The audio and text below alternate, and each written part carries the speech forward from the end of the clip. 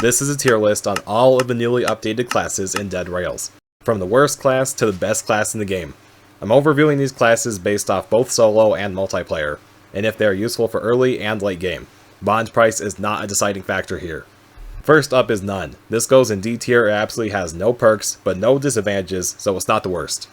High Roller recently got nerfed. He used to sell items for double money, but now he only sells for 50% more. He used to get $100 for a gold bar, now he gets $75. However, this class is 10 times more likely to be struck by lightning. So I tested this and got struck on the first Thunder Night. Even with full armor, it one-shots you. Look, my health bar is in the negatives. If you're using this class and get lightning early game, you might be done for, considering you do not have any lightning rods. High Roller should be ranked high in multiplayer because normally money is hard to come by, but not with this class. And if you get struck by lightning, your teammates can revive you. However, it's absolutely useless in solo because with no one to split money with, you'll have plenty of cash, High Roller or not. Plus, no one is there to revive you in case of lightning. Additionally, High Roller has no fighting advantage. Overall, a C tier. Cowboy is next. He spawns with a revolver, ammo, and tamed horse. Although this class has no advantages besides starting gear, it's great that it doesn't have disadvantages. It is very convenient to start out with these items. You will not usually get them that early on, so this is mainly an early game class. It is one of the best for looting the first village, because you will probably need a gun to take down all the zombies. And just like any village, you can find bonds in the first one. Cowboy is good in solo, but slightly better in multiplayer, because with the horse you can reach buildings faster than your teammates. In the late game though, you'll likely be stocked up on weapons already, and have horses. This class does not help in the late game. Overall, Cowboy is an A tier. The Alamo. He spawns with a helmet, 3 metal sheets, and 3 barbed wire. Other than spawning gear, he has no other advantages, but no disadvantages as well. These items are very effective at defending the train. Metal sheets are bulletproof and can be used on the engine car, so nothing can get in besides players.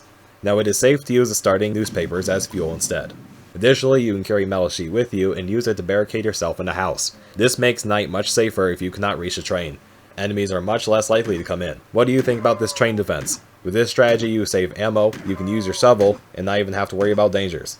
Alamo does not give any weapons though. If you do not buy any, you might have to skip first village. With all that said, Alamo gets B tier. Next is Zombie. It lets you eat dead bodies to heal, but you are restricted from using bandages and snake oil. Enemies also cannot see you from as far, but no additional starting gear. The healing is actually really bad. When you eat an entire zombie, it barely heals you, only a fraction of what a bandage could do. And besides, you need those zombies for fuel. Also, being less detected by enemies does not make up for no snake oil. However, you can still use bandages to revive people, and the player can still revive you. Anyway, just use the zombies for fuel. And do not even think about eating the outlaws, they are worth $35. Overall, this is a D tier. The Survivalist. The lower your health, the more damage you do. Starts off with a shovel and tomahawk. You get 2 melee weapons instead of 1. And no disadvantages. You can switch between the 2 weapons while the other is on cooldown. That's twice as many hits. Additionally, this class does more damage by default. So even with barely any health loss, my revolver one-shots normal enemies when struck in the head. If you are in a close situation and have low health, the bonus damage can actually save you. And if you get a rifle with this class, werewolves are easy. And they are some of the strongest enemies in the game. This class deserves no less than S tier. Ironclad. This class starts with a full set of armor. You get a helmet, chest plate, and both shoulder armors. This armor would normally cost $375, but now you have to put up with a 20% speed reduction, permanently. The damage resistance is useful. Zombies barely touch you early game, but the problem is a normal speed zombie can now outrun you. However, once you get a horse, this class is much more manageable, as the speed of the horse is not reduced. This class gets an A tier. The armor is great, but the same armor can be bought later on, and you are stuck with the slowness. Next up is Arsonist. He does double fire damage and spawns with 4 Molotovs. No disadvantages. Molotovs are expensive early game, and with double the damage, they will easily one-shot a group of zombies. That makes him reliable for clearing towns. This class gets A tier. He is not just good for early game, because his Molotovs are always stronger. Next is the Doctor. He spawns with healing items, 2 bandage, and 2 snake oil, with the added advantage of reviving players without bandages, by using half your own health, which will regenerate later. There are no disadvantages with this class, which is really good. Overall, it should be ranked high in multiplayer, especially if your teammates aren't the best. But in solo, it'll not do much good. For these reasons, Doctor gets a B tier. Time for Vampire. Let me tell you, this is my favorite one.